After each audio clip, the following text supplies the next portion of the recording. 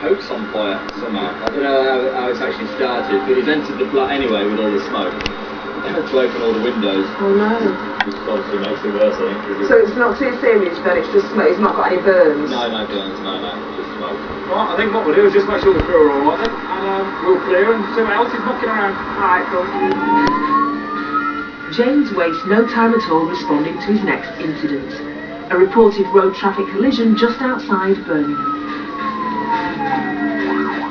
Fortunately, a crew are already in attendance, which enables James to quickly figure out what's going on. It's this gentleman who's just got caught between the two buses by the looks of it.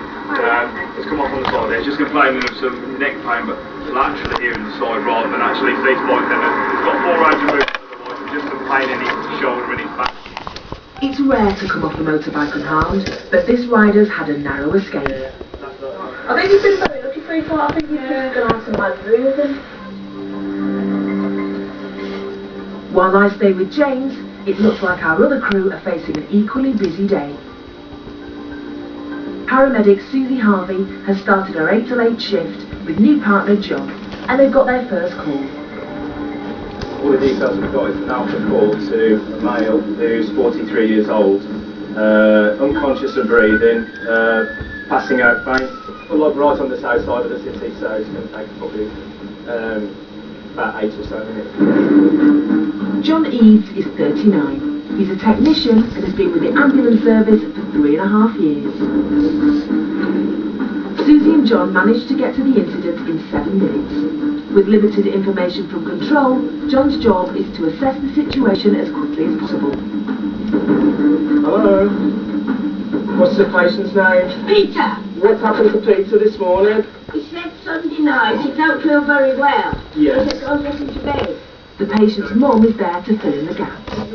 He slept all day yesterday. Yeah. When I came back at 9:30, he was on the floor. Whether he got up to go to the bathroom or whether he got up to watch television, I don't know. You don't know. Open your eyes for me, Peter. You got any pain anywhere at all, Peter? The situation doesn't look good. Peter is completely unresponsive. Peter, remove your over, darling. What's the matter, Peter? You need to talk to us to tell us what's the matter. You need to open your eyes and talk to me. So I need to know how you're feeling and what's going on, alright?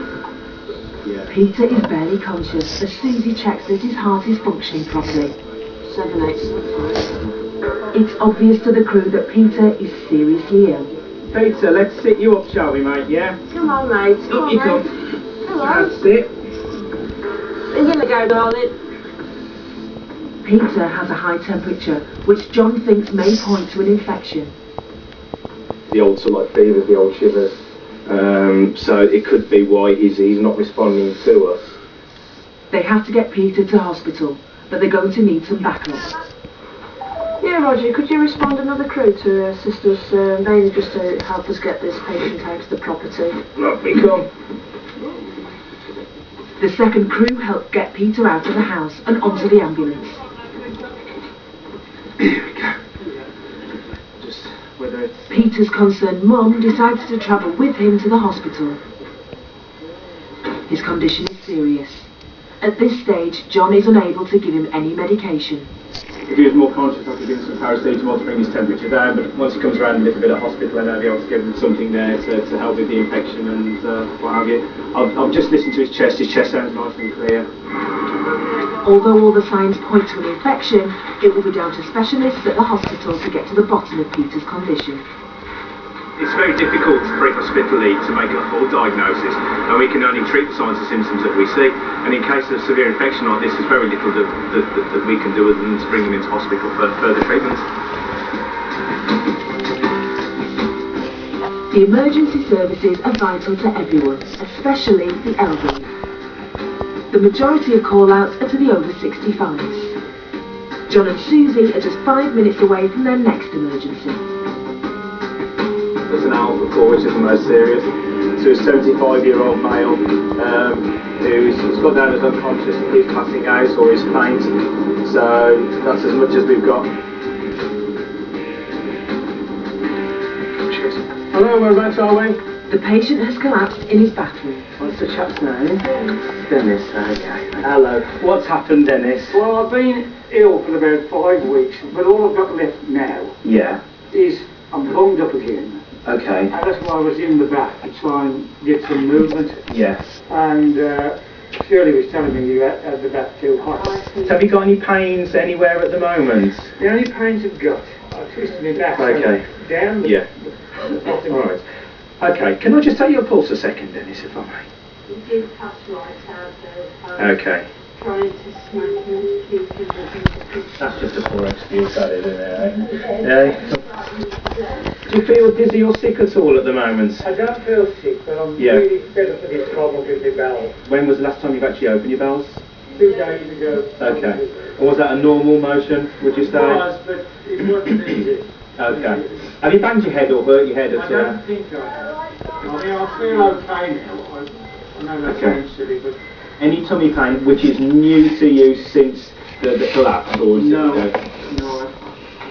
No, okay, alright. Was there any warning of you actually going down at all? When I got Or? out of the bath, Shirley came on to help me. Yeah, And I said, look, further a bit dizzy. yeah. And she said, well, take it easy. And Okay. take it indoors. But you didn't physically feel dizzy when you were laying in the bath?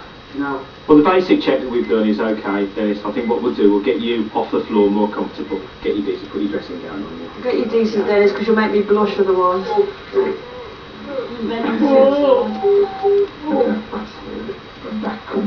That's where it starts to give you a twinge, yeah. It looks as if Dennis has collapsed after taking a hot bath, but John wants to get him into the bedroom to do a few more checks. You're quite tall now, you're standing up, aren't you? I've never been tall.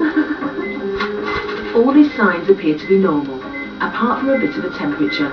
I think you've had a vagal attack, which is when you're in a nice warm bath, all your blood vessels open up to let all blood flow through, so it cools your body down because you're in a hot bath. What happens is if you stand up too quickly, because all your blood vessels are open, all your blood pressure drops through the floor and you go down.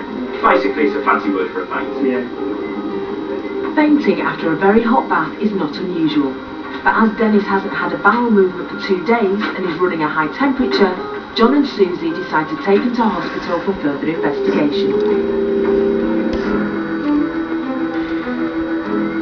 Just down the road, I'm on shift with ISO James Williams. And as our next call comes through, it sounds serious.